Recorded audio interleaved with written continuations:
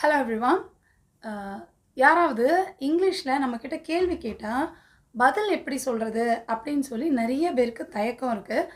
முக்கியமாக இங்கிலீஷ் பேச பயப்படுறவங்க வந்து இந்த விஷயத்துக்கு தான் ரொம்ப பயப்படுவாங்க. யாராவது பக்கத்தில் வராங்க அப்படின்னாலே, ஐயோ இங்கிலீஷில் ஏதாவது கேள்வி கேட்டால் நம்ம என்ன பதில் சொல்கிறது அப்படின்னு சொல்லிட்டு கொஞ்சம் பயந்து போய் ஒதுங்குவாங்க.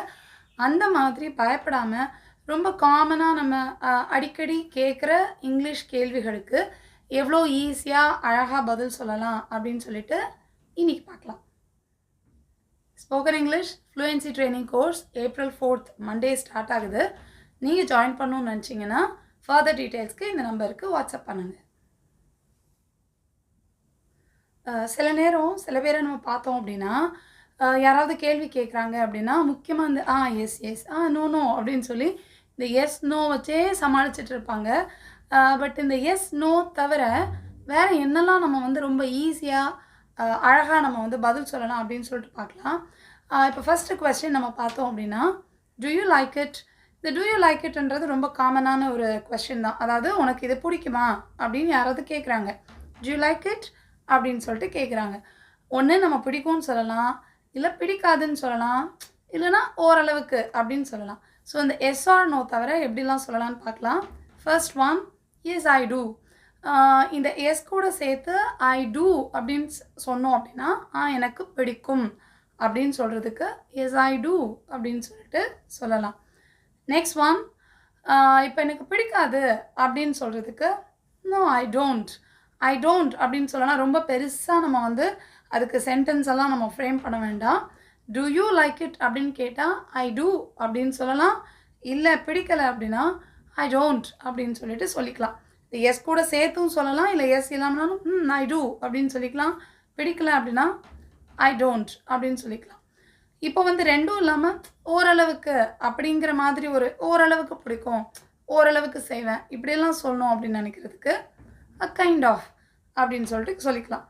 இப்போ யாராவது நம்மக்கிட்ட டு யூ லைக் இட் அப்படின்னு கேட்டாங்க அப்படின்னா ரொம்ப பிடிக்கும் அப்படின்னும் இல்லாமல் பிடிக்காது அப்படின்னும் இல்லை, ஆனால் கொஞ்சம் ஏதோ ஓரளவுக்கு அப்படி சொல்லுவோம்ல, அந்த மாதிரி சொல்கிறதுக்கு கைண்ட் ஆஃப் அப்படின்னு சொல்லலாம். கைண்ட் ஆஃப் அப்படின்னு சொன்னோன்னா ரெண்டுக்கும் இடப்பட்ட பிடிக்கும் பிடிக்காததுக்கு நடுவில் அப்படின்னு சொல்கிறதுக்கு கைண்ட் ஆஃப் அப்படின்னு சொல்லிட்டு சொல்லலாம்.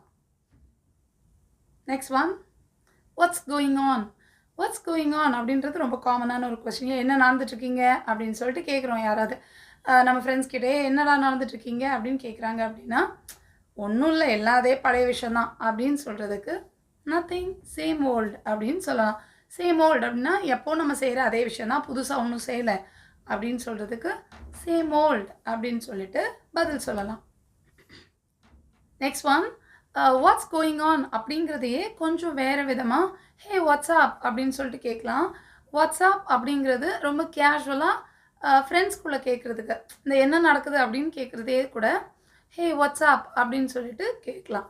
ஸோ அந்த மாதிரி வாட்ஸ்அப் அப்படின்னு சொல்லி யாராவது கேட்டாங்க, இல்லை நீங்கள் கேட்குறீங்க அப்படின்னா அதுக்கு பதில் வந்து எப்படி சொல்லலாம் அப்படின்னா நத்திங் ஸ்பெஷல். நத்திங் ஸ்பெஷல் அப்படின்னா ரொம்ப ஒன்றும் சொல்லிக்கிற மாதிரி ஒன்றும் பெருசாக இங்கே ஒன்றும் நடக்கலை, எல்லாம் ஒரே மாதிரி தான், பழைய விஷயம் தான் பேசிகிட்ருக்கோம் அப்படி சொல்கிறதுக்கு நத்திங் ஸ்பெஷல் அப்படின்னு சொல்லிட்டு சொல்லிக்கலாம். Next one, for whom. So for ஹூம் அப்படின்றதுக்கு என்ன அர்த்தம்னா யாருக்கு அப்படின்னு கேட்குறது தான் ஃபார் ஹூம் அப்படின்னு சொல்லிட்டு கேட்கலாம். இப்போ வந்து நீங்கள் ஒரு ட்ரெஸ் எடுக்கிறீங்க, இல்லை ஏதோ ஒரு ஒரு சாக்லேட் வாங்குறீங்க, ஏதோ ஒன்று ஸ்வீட்ஸ் வாங்குறீங்க, உங்கள் கூட இருக்கிறவங்க வந்து இது யாருக்கு அப்படின்னு சொல்லி கேட்குறாங்க. அப்படி யாருக்குன்னு கேட்குறதுக்கு ஃபார் ஹூம் அப்படின்னு சொல்லி கேட்கலாம். இப்போ அது பதில் நீங்கள் சொல்கிறீங்க. உங்களுக்கு அப்படின்னு சொன்னீங்கன்னா இட்ஸ் ஃபார் மீ அப்படின்னு சொல்லலாம், அதாவது ஃபார் மீ அப்படின்னு சொல்லிக்கலாம். இல்லை உங்களோட பிரதருக்கு வாங்குறீங்க அப்படின்னா ஃபார் மை பிரதர் அப்படின்னு சொல்லலாம். உங்கள் சிஸ்டருக்கு வாங்குறீங்கன்னா ஃபார் மை சிஸ்டர் அப்படின்னு சொல்லலாம். இந்த ஃபார் மட்டும் யூஸ் பண்ணிவிட்டு யாருக்காக நீங்கள் வாங்குறீங்களோ அவங்களுடைய அந்த பேரை நம்ம சொல்லிக்கலாம். For my mother, for my father, for my sister, for my brother. And உங்களுக்காகவே வாங்கிட்டீங்கன்னா ஃபார் மீ அப்படின்னு சொல்லிக்கலாம். Next one, how's it. So how's it அப்படின்னா இது எப்படி இருக்குது அப்படின்னு சொல்கிறது தான் ஹவுஸ் இட். இந்த ஹவுஸ் இட் வந்து ரொம்ப ஒரு ஃபேமஸான ஒரு கொஸ்டின். ஒரு வீரான்ற படத்தில் வந்து ரஜினி வந்து அடிக்கடி யூஸ் பண்ணுவார். ஹவ் இஸ் இட் அப்படின்னு சொல்லி அவர் ஃப்ரெண்ட்ஸ் கிட்ட எப்போ பார்த்தாலும் கேட்டுருப்பாரு. அதாவது இது எப்படி இருக்குது அப்படின்னு கேட்குறதுக்கு ஹவ் இஸ் இட் அப்படின்னு சொல்லிட்டு கேட்கலாம். ஸோ நீங்கள் யார்கிட்டையாவது இது எப்படி இருக்குன்னு கேட்கணும்னு நினச்சிங்கன்னா ஹவ் இஸ் இட் அப்படின்னு சொல்லிட்டு கேட்கலாம். யாராவது உங்களை பார்த்து ஹவ் இஸ் இட் அப்படின்னு கேட்டாங்கன்னா இது நீயே பாரேன் அப்படின்னு நம்ம சொல்லுவோம்ல, இது நீயே எப்படி இருக்குன்னு பாரு அப்படின்னு நம்ம சொல்கிறதுக்கு ட்ரை இட் அவுட் அப்படின்னு சொல்லிட்டு சொல்லலாம். இப்போ வந்து ஒரு புதுசாக ஒரு ஸ்வீட்டோ ஏதோ ஒன்று சாப்பிட்டு பார்க்குறீங்க, இது எப்படி இருக்குது அப்படின்னு உங்கள் ஃப்ரெண்டு கேட்குறாங்க, ட்ரை இட் அவுட் அப்படின்னு சொல்லி நீங்கள் அவங்க கிட்ட கொடுக்கலாம். நீ ட்ரை பண்ணி பாரு அப்படின்னு சொல்கிறதுக்கு ட்ரை இட் அவுட் அப்படின்னு சொல்லலாம். இப்போ வந்து ஒரு படம் பார்த்துட்டு வந்திருக்கீங்க, படம் எப்படி இருக்குன்னு கேட்குறாங்க, ஹவ் இஸ் இட் அப்படின்னு கேட்குறாங்க.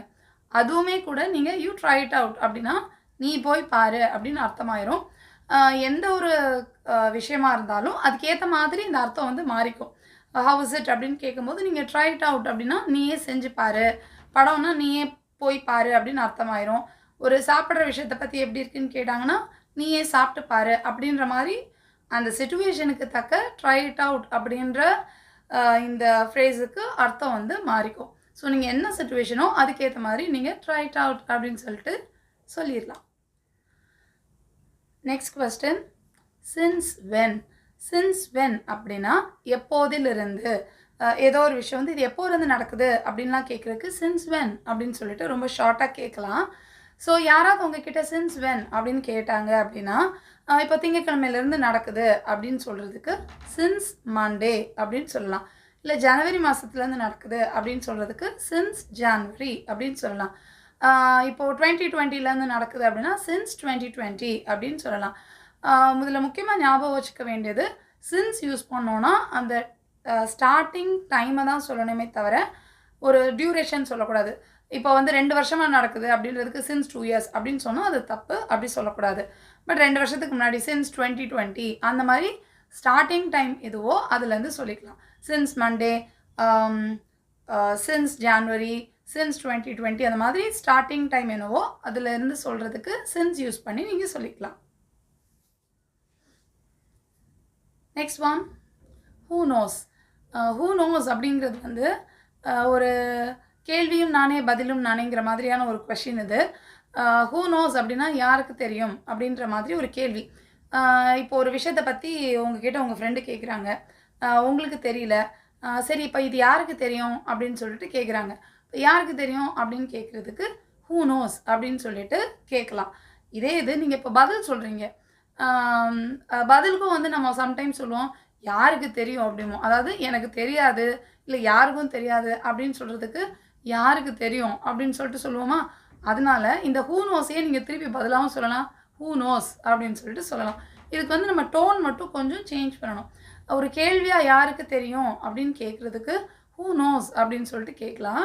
இதே இது பதிலாக யாருக்கு தெரியும் அப்படின்னு சொல்கிறதுக்கு ஹூ நோஸ் அப்படின்னு சொல்லிட்டு கொஞ்சம் டோனை மாற்றிக்கிட்டோன்னா அதுக்கு வந்து அர்த்தமும் சேர்ந்து நம்ம மாறிக்கும். தமிழில் எப்படி யாருக்கு தெரியும், இது யாருக்கு தெரியும் அப்படின்னு கேட்குறதுக்கும் யாருக்கு தெரியும் அப்படின்னு கேட்குறதுக்கும் ஒரு வித்தியாசம் என்ன நம்மளால் புரிஞ்சிக்க முடியுதுல்ல. அதே மாதிரி நம்ம வந்து இந்த ஹூ நோஸ் அப்படின்ற கேள்வியும் நம்ம யூஸ் பண்ணிக்கலாம். சரி, இப்போ இதுக்கு நம்ம வந்து சில நேரம் பதில் சொல்லுவோம், கடவுளுக்கு தான் தெரியும் அப்படின்னு சொல்லுவோமா. அந்த மாதிரி கடவுளுக்கு தான் தெரியும் அப்படின்னு சொல்கிறதுக்கு காட் நோஸ் அப்படின்னு சொல்லிட்டு சொல்லிக்கலாம். ஸோ இப்போ பார்த்தா இந்த குட்டி கேள்வி குட்டி பதிலாம் நீங்களும் பேசும்போது யூஸ் பண்ணலாம். எப்போவுமே எஸ் நோ அதை தவிர இந்த மாதிரி வித்தியாசமான சில பதில்களும் நம்ம சொன்னோம் அப்படின்னா நமக்கும் இங்கிலீஷ் பேசுகிறதுக்கு ரொம்ப நல்லாயிருக்கும். உங்களுக்கு இதில் எது ரொம்ப பிடிச்சிருக்கு அப்படின்னு கண்டிப்பாக சொல்லுங்கள். இதே மாதிரி குட்டி குட்டி கேள்வி குட்டி குட்டி பதில் உங்களுக்கு தெரிஞ்சிருந்தால் கண்டிப்பாக கமெண்ட்ஸில் சொல்லுங்கள். I'll meet you in the next lesson. Thank you. Bye.